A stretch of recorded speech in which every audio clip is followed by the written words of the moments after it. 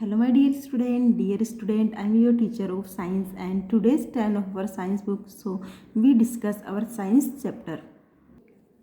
Dear student, अब तक हमने हमारे 5 चैप्टर साइंस के अच्छे से कंप्लीट किए थे। आज का हमारा 6 चैप्टर रहेगा, दैट इज कीपिंग दी अर्थ। हमें हमारी अर्थ को साफ रखना है। तो देखिए, अर्थ से रिलेटेड ये हमारा चैप्टर है। तो आज इसी चैप्टर को हम डिस्कस करेंगे। देखिए, all the living and non-living things in our surroundings make up our environment। हमारे आसपास जितनी भी लिविंग और नॉन लिविंग थिंग्स है, जिंदा वस्तुएं और निर्जीव वस्तुएं, वो सारी मिलके क्या बनाती है? वो हमारा इन्वायरमेंट यानी हमारा आसपास का वातावरण बनाती है। Our environment also includes the weather of the place we live in. हमारा जो इन्वायरमेंट है उसमें क्या शामिल है? जहाँ हम रहते हैं वो हमारा आवास और निवास शामिल है। उसके अलावा जो मौसम, जो हमारे आसपास का जो मौसम है वो भी किसमें शामिल होता है? उससे भी हम इन्वायरमेंट बोल सकते हैं। आगे देखिए, इंपॉर्टेंस ऑफ इन्वायरमेंट। इन्वायरमेंट की हमारी लाइफ में क्या इंपॉर्टेंस है, या फिर जिस प्लानेट पे हम रहते हैं वहाँ इन्वायरमेंट की क्या इंपॉर्टेंस है वो देखिए। Our environment gives us everything we need. हमारा इन्वायरमेंट, हमारा वातावरण हमें वो सब कुछ देता है जो हमें चाहिए। जिस चीज़ की हमें ज़रूरत होती है वो सभी चीज़ें हमें कहाँ से मिलती है? हमारे इन्वायरमेंट से हमें मिलती हैं। For example, the food we eat comes from plants and animals. जैसे कि हम खाना खाते हैं, जो खाना हम खाते हैं वो कहाँ से आता है? प्लांट्स और एनिमल से।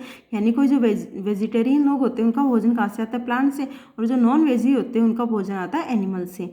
The air we breathe, the water we drink, the materials we use to make our houses and the clothes we wear all come from our environment. उसके अलावा जो हवा जिसका हम सांस लेते हैं वो कहाँ से मिलती है? हमें इन्वायरमेंट से मिलती है। पानी जो कि हम पीते हैं वो भी हमें किससे मिलता है? इन्वायरमेंट से।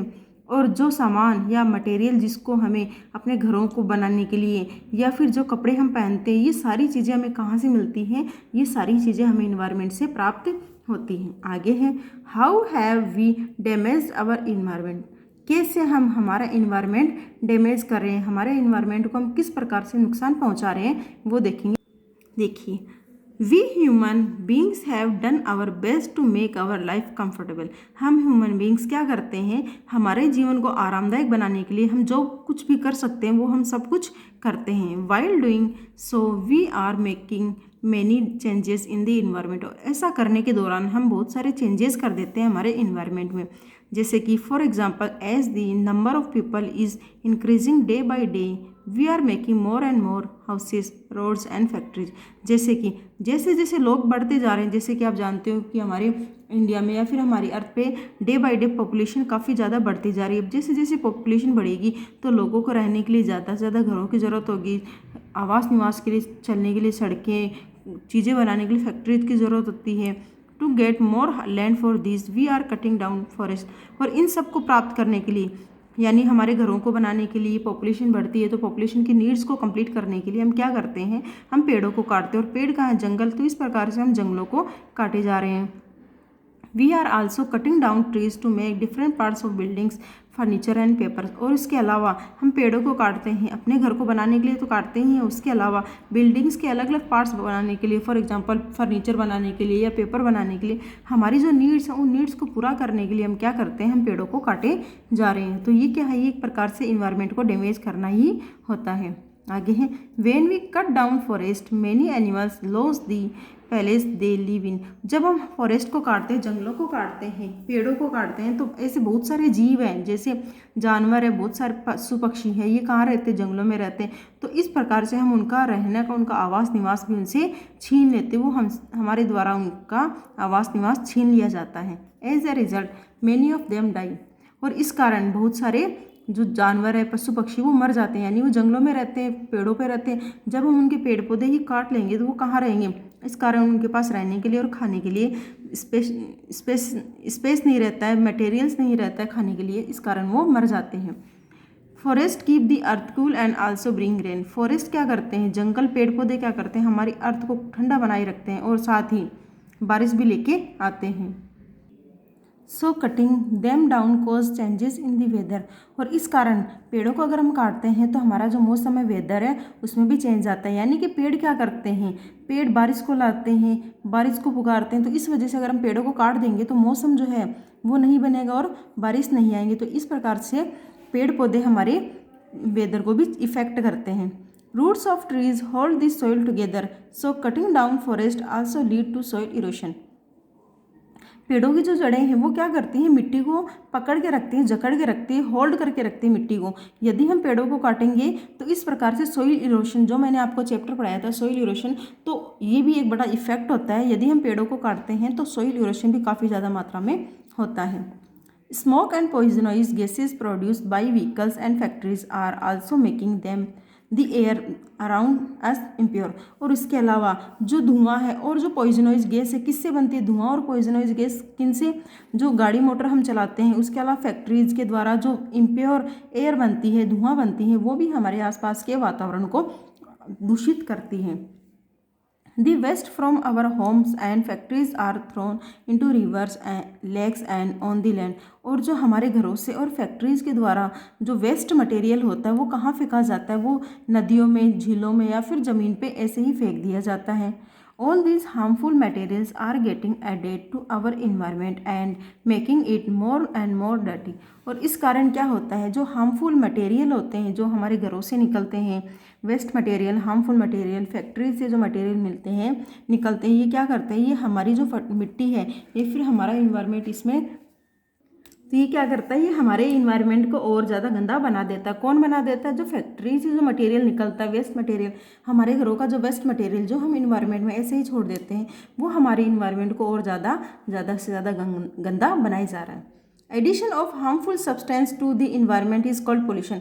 और हार्मफुल सब्सटेंस अगर उनका एडिशन हमारे इन्वायरमेंट में होता है, यानी जो मैंने अभी आपको बताया था, जो वेस्ट मटेरियल है वो अगर इन्वायरमेंट में ऐसे ही रिलीज कर दिया जाता है तो वो क्या कहलाता है, वो पोल्यूशन, प्रदूषण कहलाता है। The harmful substance that cause pollution are called pollutants. और ऐसे सब्सटेंस जिनसे पोल्यूशन फैलता है उनको पोल्यूटेंट, प्रदूषक कहा जाता है। Smoke from factories is an example of pollutant. और जो फैक्ट्री से धुआं निकलता है वो भी एक पोल्यूटेंट यानी प्रदूषक का एक एग्जाम्पल है। आगे देखिए, आगे नेक्स्ट टॉपिक है हमारा एयर पोल्यूशन। आज हमारा पोल्यूशन का टॉपिक रहा है तो इसमें हमारा नेक्स्ट आ गया एयर पोल्यूशन। एयर पोल्यूशन क्या होता है, कैसे होता है, ये देखते हैं हम। Cars, buses, trucks and other vehicles give out harmful gases into the air. जैसे व्हीकल्स है, for example car, buses, trucks and बाकी के जो व्हीकल्स हैं उनसे क्या निकलता है, हार्मफुल गैस निकलती है, जो कहाँ रिलीज होती है, वो एयर में रिलीज होती है। This happens when the petrol and diesel then run on burns, factories and bursting crackers also give out harmful smoke. तो जब पेट्रोल या डीजल गाड़ियों में यूज़ होता है, आप अच्छे से जानते हो कि एज ए फ्यूल पेट्रोल या डीजल यूज़ होता है, जब ये जलता है तो जब बाहर वो धुआं छोड़ता है वो हमारा क्या करता है, वो एयर पोल्यूशन का कारण बनता है। उसके अलावा फैक्ट्री से निकलने वाला धुआं, और जब हम पटाखे, फेस्टिवल्स पे जब हम पटाखे ब्रस्ट करते हैं तो उनके द्वारा जो धुआं निकलता है वो भी क्या होता है, एयर को पोल्यूशन करता है, वो भी एक हार्मफुल स्मोक हमें देता है। The harmful gases and smoke make the air unhealthy for breathing. और ये जो हार्मफुल गैसेज हैं और ये जो धुआं है ये क्या करती है, ये हमारे लिए अनहेल्दी होती है। किसके लिए, ब्रीथिंग के लिए। आप अच्छे से जानते हो हम हमारे इन्वायरमेंट में सांस लेते हैं ताकि हम जिंदा रह सकें। यदि हम हार्मफुल गैसेज ब्रीथ करेंगे तो वो हमारे स्वास्थ्य के लिए अनहेल्दी होती है। आगे है effect of air pollution. Air pollution के क्या नुकसान है वो देखिए। Smoke and harmful gases can cause asthma and lung cancer. ये जो स्मोक निकलता है या हार्मफुल गैसेज निकलती हैं जो हमारे इन्वायरमेंट में पाई जाती है, ये क्या करती हैं, ये अस्थमा एक लंबी खांसी की बीमारी होती है जिसमें लंबे समय तक खांसी रहती है, या उसके अलावा लंग कैंसर का एक बड़ा कारण बनते हैं। Air pollution can cause blood and heart disease. और एयर पोल्यूशन से क्या होता है, ब्लड और दिल की बीमारियां ये भी काफ़ी ज़्यादा मात्रा में होती हैं। It can also cause headache and skin and I irritation. उसके अलावा ये सिर दर्द का कारण बन सकता है, स्किन इरिटेशन या आई इरिटेशन, त्वचा में, आंखों में जलन का भी कारण बन जाता है। अब देखिए यहाँ हमारा नेक्स्ट टॉपिक आ गया वाटर पोल्यूशन। अब हम पढ़ेंगे जल प्रदूषण। देखिए water pollution, dirty water from homes and factories goes into drains. और जो गंदा पानी है जो हमारे घरों से या फैक्ट्री से निकलता है वो कहाँ जाता है, वो नालियों में जाता है। This water contains soap, detergent and chemicals. और इस पानी में क्या क्या होता है, जैसे घरों से हमारा वेस्ट वाटर जो निकलता है उसमें पानी भी होता है, सोप भी होता है, साबुन भी होता है, डिटर्जेंट भी होता है, या फिर केमिकल्स भी होते हैं। फैक्ट्री से निकलने वाला जो पानी होता है, ड्रेन्स में जो निकलता है उसमें क्या होता है, केमिकल्स होते हैं। The drains release this dirty water into various water bodies such as rivers, lakes and seas. और ये जो ड्रेन से निकलने वाला गंदा पानी है, फैक्ट्रीज और घरों से निकलने वाला गंदा पानी कहाँ जाता है? नालियों में जाता है। और ये नालियाँ जो वो कहाँ रिलीज की जाती है? ये नदियों में, लेक्स में या फिर समुद्र में, इनमें छोड़ दी जाती हैं। And pollute them. और क्या होता है उसके बाद में? ये नदियाँ भी क्या हो जाती है? पानी की जो वाटर बॉडीज है वो भी दूषित या बेकार हो जाती हैं। Farmers use chemical fertilisers and pesticides for their crops. Farmer क्या करते हैं? अपनी क्रॉप्स को ज़्यादा से ज़्यादा प्रोडक्शन के लिए केमिकल फर्टिलाइजर या पेस्टिसाइड का यूज़ करते हैं ताकि उनको ज़्यादा से ज़्यादा प्रोडक्शन मिले। When it rains, a large amount of these fertilizers and pesticides flow into nearby water bodies and pollute the water. और जब बारिश होती है तो आप अच्छे से जानते हो कि जब बारिश होती है तो जितना भी फर्टिलाइज़र यूज़ किया जाता है वो एज ए समुद्र में, आप जानते हो कि समुद्र का जो पानी है वो ही भाप बन के उड़ता है और उसी से बारिश होती है। तो ये फर्टिलाइज़र और जो पेस्टिसाइड, केमिकल पेस्टिसाइड है, ये वापस हमारी अर्थ पे आ जाता है और वाटर बॉडीज़ में जाके गिरता है। तो ये क्या करता है? हमारे वाटर बॉडीज़ को इफेक्ट करता है, उनको पोल्यूट करता है। अब देखिए इफेक्ट ऑफ वाटर पॉल्यूशन। अब देखिए वाटर पॉल्यूशन के क्या नुकसान है वो देखिए। Many harmful germs grow in polluted water. गंदे पानी में बहुत सारे जर्म्स, कीटाणु पैदा होते हैं। They cause disease such as typhoid, diarrhoea and dysentery. और इसके कारण बहुत सारी बीमारियां हैं, जैसे टाइफाइड है जिसमें लंबे समय तक बुखार रहता है, डायरिया जिसमें उल्टी दस्त होते हैं, डायसेंट्री जिसमें पेचिस यानी पानी की जो बीमारियां होती है वो हमारी बॉडी में होने लगती हैं।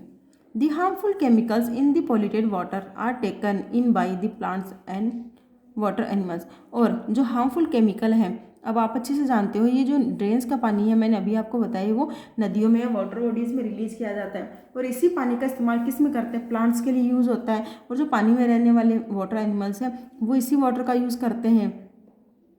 When we eat these animals or plants, the chemicals enter our body and make us sick। और जब हम इन प्लांट से बने हुए प्रोडक्ट को खाते हैं या फिर जो नॉन वेजी होते हैं वो एनिमल्स को खाते हैं, जो वाटर एनिमल्स हैं उनको खाते हैं, तो उनके अंदर जो बीमारियां हैं वो भी कहाँ एंटर हो जाती है? वो भी हम ह्यूमन बीइंग में एंटर हो जाते हैं और हम बीमार पड़ सकते हैं। If we drink polluted water we may fall sick. और जब हम ये पॉल्यूटेड वाटर पीते हैं, पानी, गंदा पानी पीते हैं, तो हम बीमार पड़ सकते हैं। नेक्स्ट हमारा है लैंड पोल्यूशन। हमारा एयर पोल्यूशन और वाटर पोल्यूशन हो चुका है। थर्ड टॉपिक हमारा रहेगा लैंड पोल्यूशन, यानी मिट्टी का, भूमि का जो प्रदूषण है वो देखिए।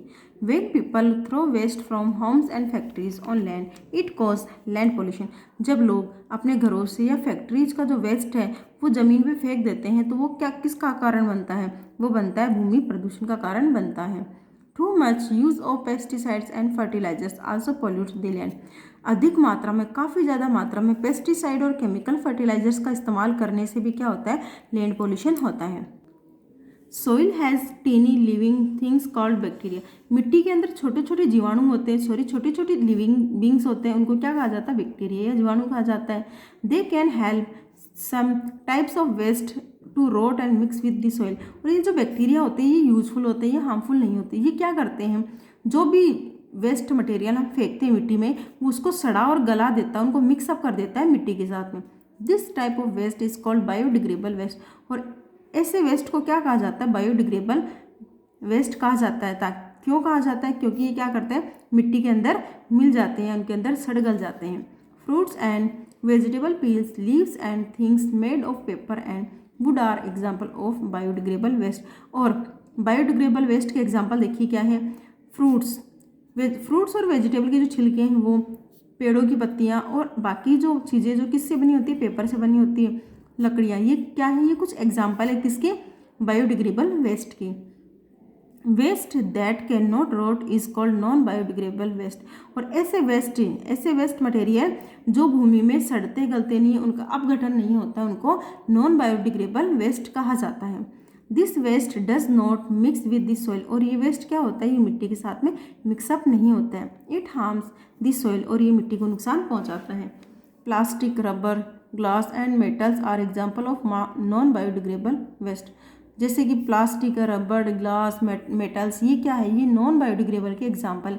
ये क्या होते हैं? ये मिट्टी में सड़ते गलते, इनका रोट और ये मिट्टी के साथ में मिक्सअप नहीं होते हैं। अब हमारा आएगा क्या? Effect of land pollution. Land pollution के क्या नुकसान है, क्या इफेक्ट पड़ते हैं वो देखिए। insect and animals gather around piles of dirt on land and spread germs and disease. Insect, कीड़े मकोड़े या एनिमल्स वो क्या करते हैं, जो गंदगी का ढेर होता है, यानी लैंड पोल्यूशन में गंदगी का जो ढेर होता है उसके ऊपर एनिमल्स और इंसेक्ट इकट्ठा होते हैं और क्या करते हैं, इनसे जर्म्स पनपते हैं और ये जर्म्स क्या करते हैं, ये बीमारियां फैलाने का काम करते हैं. Chemicals in fertilisers and pesticides are harmful to this useful bacteria living in soil. और जो केमिकल फर्टिलाइजर्स होते हैं, पेस्टिसाइड जो यूज़ करते हैं, किसान जो यूज़ करते हैं केमिकल फर्टिलाइजर या फिर पेस्टिसाइड, ये क्या करते हैं, इनके अंदर ऐसे केमिकल पाए जाते हैं, ऐसे केमिकल सब्सटेंस पाए जाते हैं जो मिट्टी में पाए जाने वाले बैक्टीरियाज को नष्ट कर देते हैं. जो मिट्टी में बैक्टीरिया पाए जाते हैं, जो मिट्टी के लिए यूजफुल होते हैं, जो क्या करते हैं, रोटेशन का काम करते हैं, ये केमिकल्स जो फर्टिलाइजर और पेस्टिसाइड के अंदर पाया जाता है, ये केमिकल उन बैक्टीरियाज को नष्ट कर देता है. When this bacteria die, the quality of the soil is reduced. और जब ये बैक्टीरिया खत्म हो जाएगी, मर जाएंगे, तो जो सॉइल की क्वालिटी है वो कम हो जाएगी, यानी उसकी फर्टिलिटी भी कम होती जाएगी. और इसका क्या फ़र्क पड़ता है, इसका फ़र्क पड़ता है क्रॉप प्रोडक्शन पे. तो यहाँ देखिए बच्चों, हमने आज 3 टॉपिक जो है उनको कवर अप किया. फॉर एग्जांपल हमने लैंड पोल्यूशन, एयर पोल्यूशन और वाटर पोल्यूशन, ये 3 जो मेन टॉपिक्स थे ये आज हमने पढ़ लिए हैं. मुझे उम्मीद है आपको ये समझ में अच्छे से आए होंगे. आपको क्या करना है, आज आपको ये चैप्टर रीड तो करना ही है, उसके अलावा land pollution, air pollution and water pollution के जो इफेक्ट है, तो जैसा कि मैंने आपको बताया, आपको लैंड पोल्यूशन, एयर पोल्यूशन और वाटर पोल्यूशन के जो इफेक्ट है, ये तीनों पोल्यूशंस के जो इफेक्ट है वो आपको नोटबुक में राइट डाउन करने हैं और आपको इनको अच्छे से लर्न करना है. नेक्स्ट जो हमारी क्लास रहेगी उसमें हम नॉइज पोल्यूशन और इनको रिड्यूस, रिसाइकल, रीयूज कैसे कर सकते हैं, यानी पोल्यूशन को प्रिवेंट कैसे कर सकते हैं, ये हमारा नेक्स्ट क्लास का वर्क रहेगा. आई होप आपको ये अच्छे से समझ में आया होगा. नेक्स्ट क्लास का वर्क हम नेक्स्ट क्लास में करेंगे. आपको अगर कहीं क्यूरी, कोई क्वेश्चन अगर अराइज होता है आपके माइंड में, तो आप हमें कमेंट करके पूछिए. आपको वीडियो को लाइक, शेयर और कमेंट करना है. Thank you so much for watching this wonderful video. Have a nice day. Thank you again.